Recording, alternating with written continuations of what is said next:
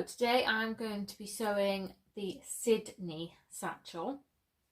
It's a mid-size satchel and I think it would be perfect for craft fairs.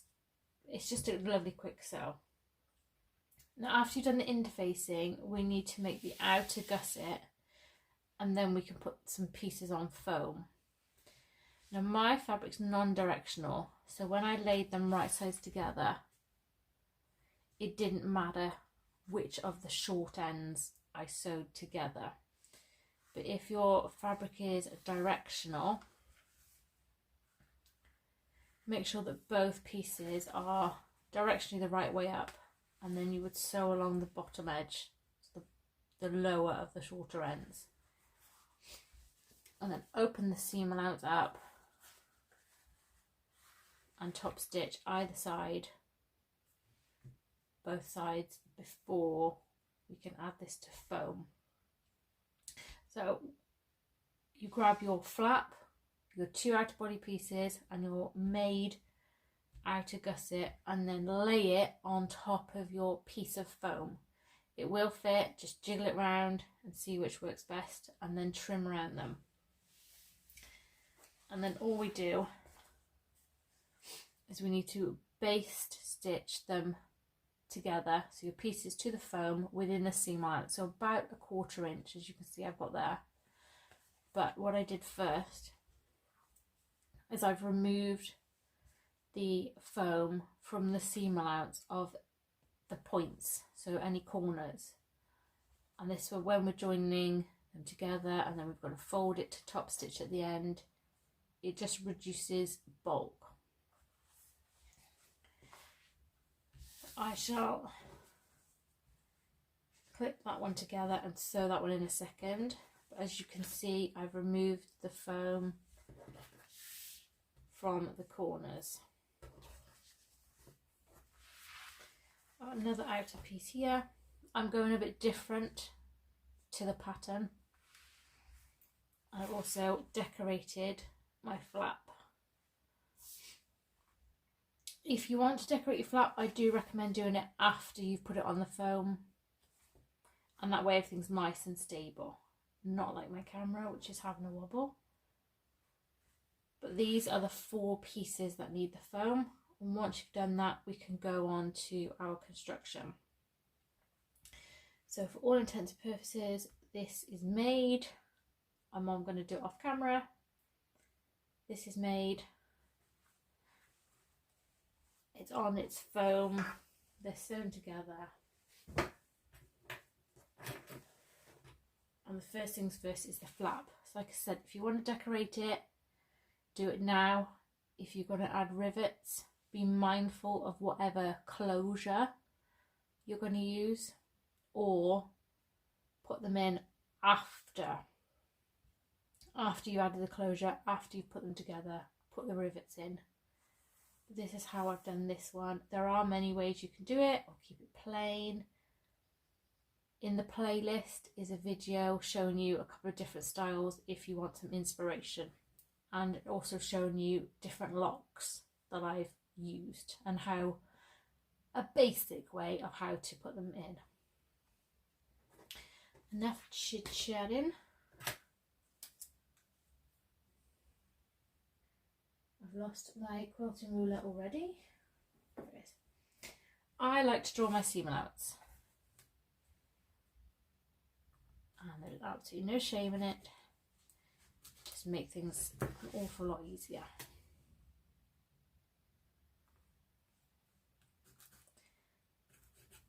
Especially when you've got this point at the bottom here.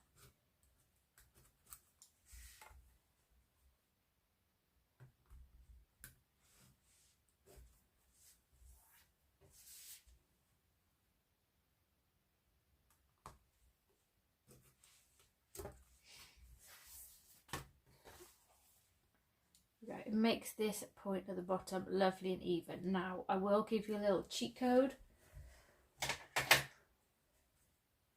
This curve, don't stress trying to get it exactly to the pattern. I've got the inside of a piece of tape I'm lining it up with the lines down and the line across to get my curve.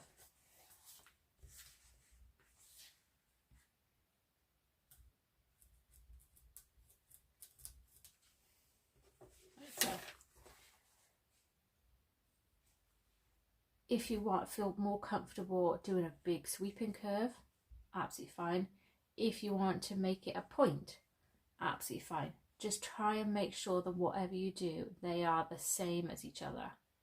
So I've used this, so I know when I follow these lines, I'm going to actually draw on top of these lines. So on top of these lines, they're going to be the same, and then here, also on top of those lines. And there'll be samesies. Flap lining, put them right sides together.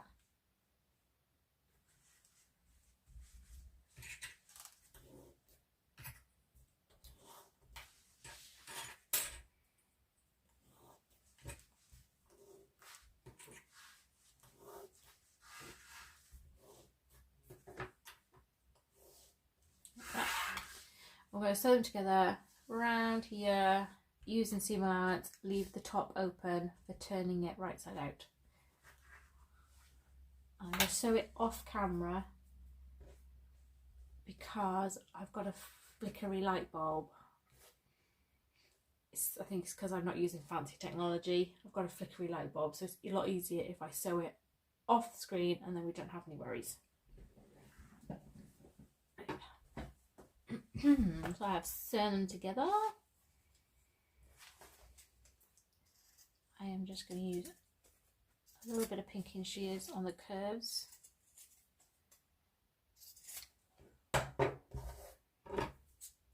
And also make a right mess.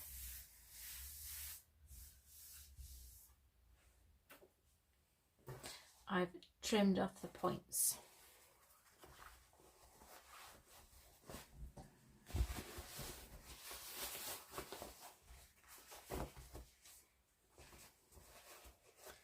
Just gently push your curves out from the inside.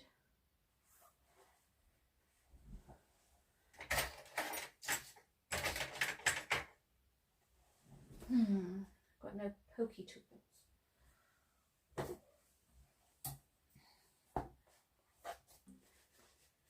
And push out your points. Use whatever you've got to hand. I always do. Like so. And then if your fabric allows, you can give this a press, or you can use clips. And all we're going to do is top stitch all the way around the outside, including this top edge. So we're going to close up the turning gap.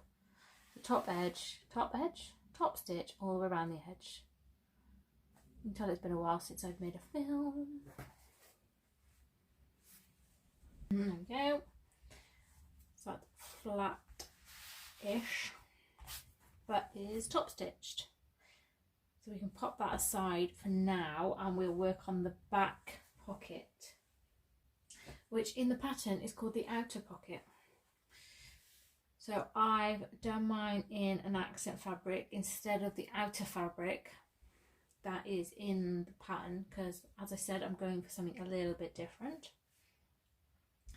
So I've got my lining piece and then whatever fabric you choose, right sides together. And then I'm going to stitch them together using seam allowance along this top edge. And once it's sewn, you can unfold it and refold it, but I'll show you that bit now.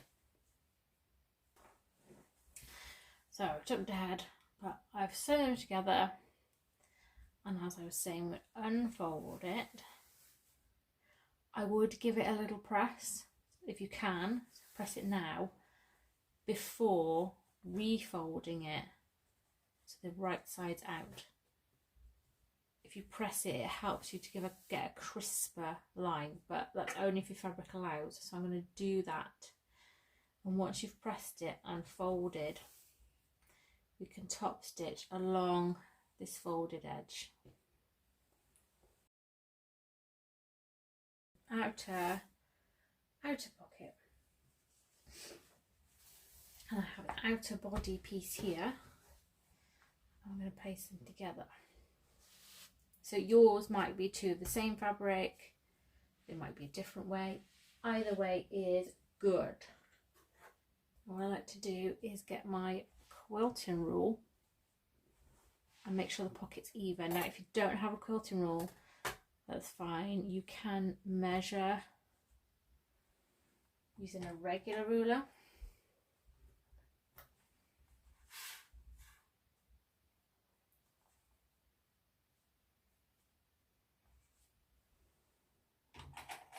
But the pocket is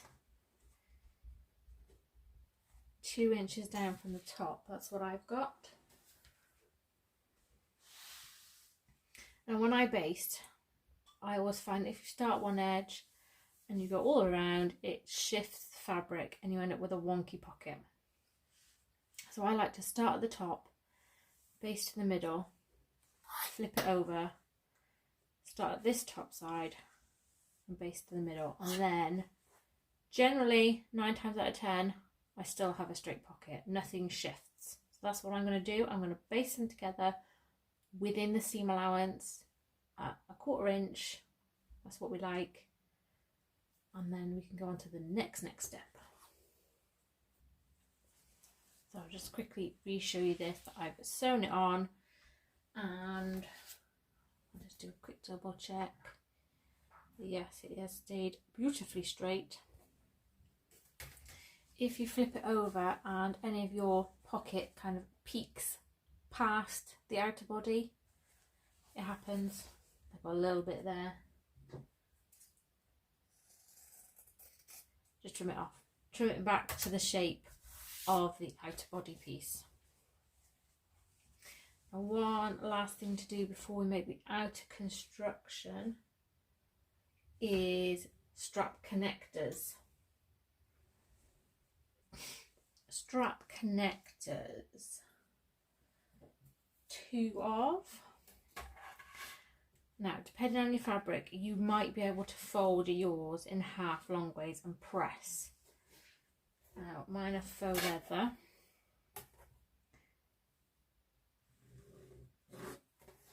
So I'm measuring my long centre line like so.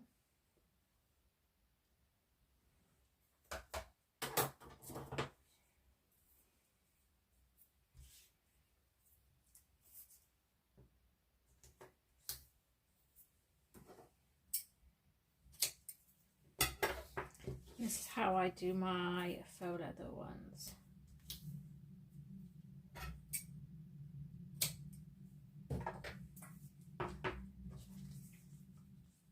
So if you've pressed yours with an iron, you will have a crease. So you bring your long raw edges in to meet your centre line, whichever way you've done it.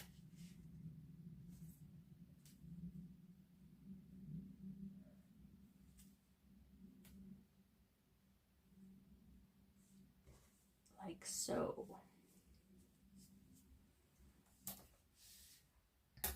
Just going to put that in there to hold it in place.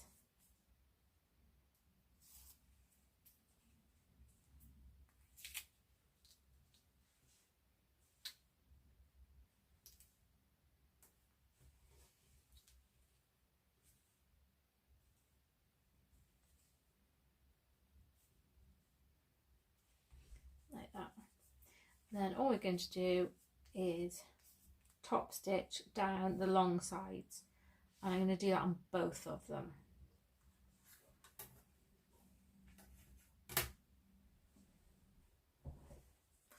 So my connectors that I have top stitched, and then you can take your rectangular rings. So I've got these fancy looking ones here.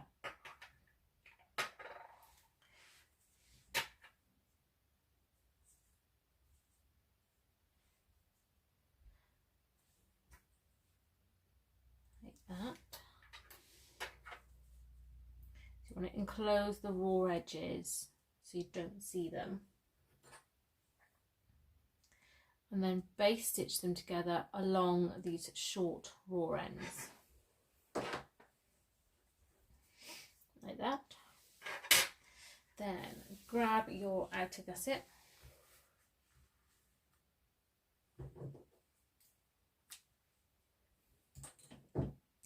And we want to sew one of these onto each short end. Now you can use a cutting mat, or I actually find I do this a lot on my quilting ruler. So I'm using the lines to centre up my outer gusset because I want my strap connector to overhang by ½ inch. So I'm ensuring that it's centred and then it's overhanging. I just want to check without getting my head in there too much. And this is so that at the end, when the bag is finished, if you feel that you need support because the stitches aren't so great round where your connector is, sometimes that happens with thicker fabric, you just want a bit extra support, you can add a rivet and there's something for you to rivet into.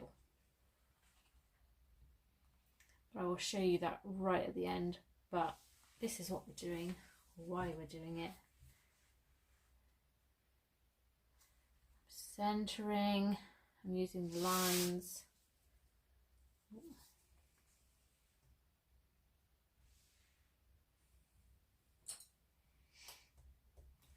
And I'm overhanging it by ½ inch, and then we're going to base stitch them together within the seam allowance of the outer gusset, so across down here. We're just basting them together. There we go. They're basted together, and we can start doing, well, outer construction now. First things first. Grab your 2 outer body pieces, and we need to mark the centre of this bottom edge. You can use your cutting mat if you have one. If you don't have a cutting mat, use your pattern piece. Lay it on. Mark it. Just check it on this side. Yeah, it looks good. We've got a storm here today. It's just gone real grey outside, so apologies if the light isn't the best.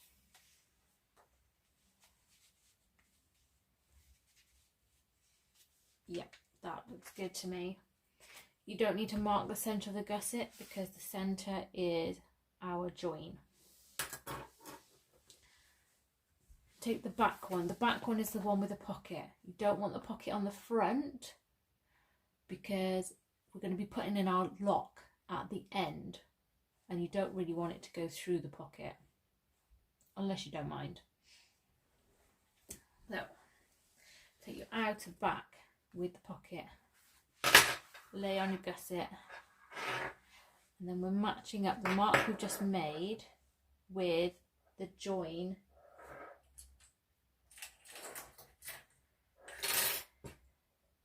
in our gusset here. Oh, this is going to be noisy, I can tell. So just a couple of clips across the bottom, and then bringing this round.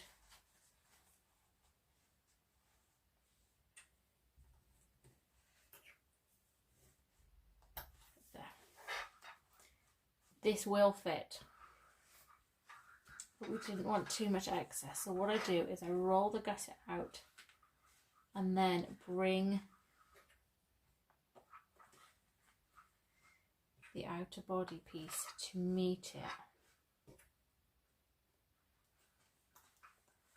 See? It's lovely.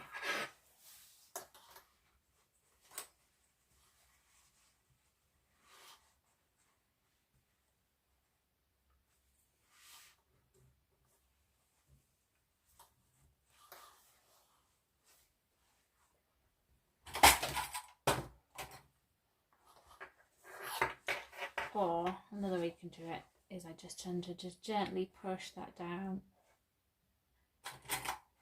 like so. If you have any small bumps, don't panic, the feed dogs will sort them out. You just worry if there's any major bumps and wibbles that don't look like they're going to fit. I sew mine together this way,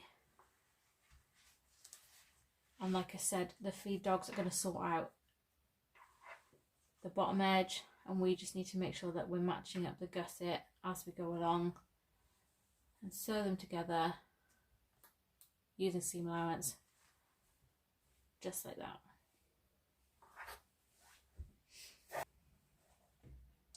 There we go, so they're sewn together.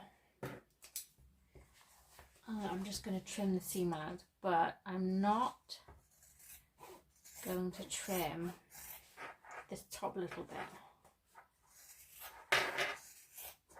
I'm taking about half of the seam allowance off.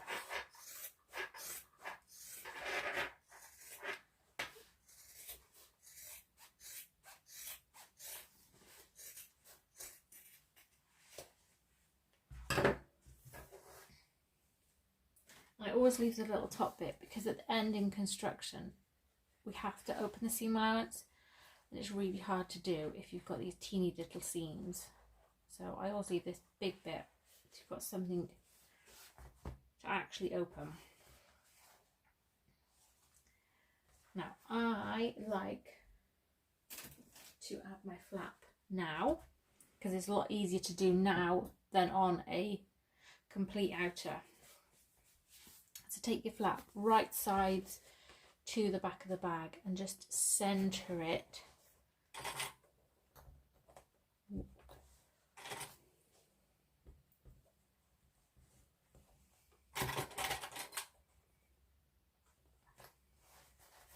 so we're centering it on this outer body piece.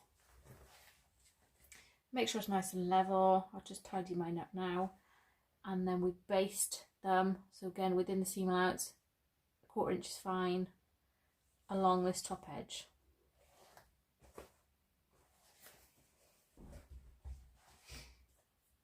So baste that in. I'm just going to gently tuck the flap in so it's just out of the way a minute, and this is my outer front or outer body, but this is my front piece without the flap, without the pocket is what I'm trying to say. And we're going to sew them together just as we did with the other outer body piece. Start at the bottom, mark to the seam,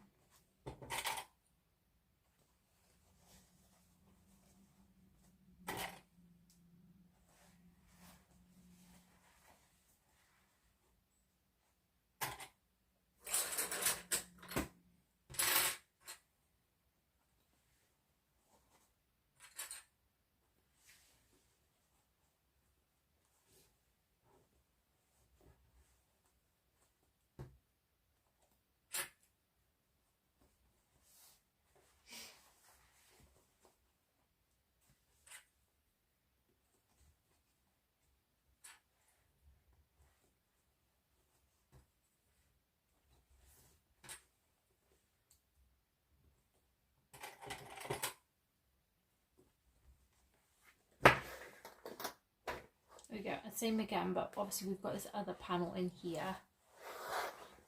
I will lift the flap out of the way, and then I'm going to sew them together all the way around here. Just match it up as you go around. If anything wants to do funny business, so that requires another clip. And we sew them together. There we go. So I've sewn it together and I've trimmed the seam allowance. If you want to take a look,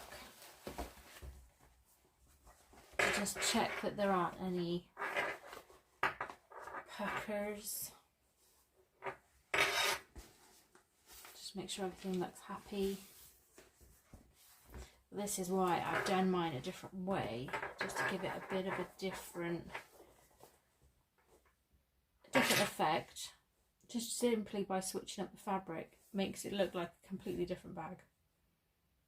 But that is the outer done. I'm not going to put any closures on till right at the end.